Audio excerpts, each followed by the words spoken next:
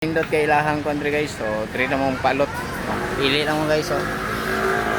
Magpalot mo habang nagpalot na mo nanay wifi sila. Na akong kauban re. Namalit usay palit niyo dadong. Napalit mo tipara dong. Barato rin tipara nila dong.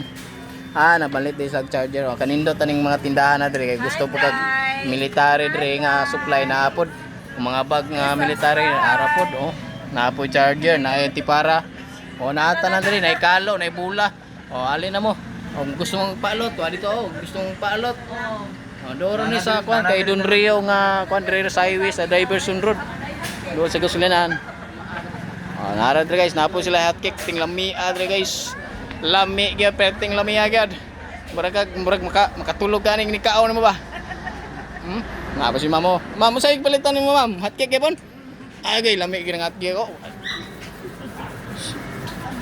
Di na gini makaya ng hotcake ka ni.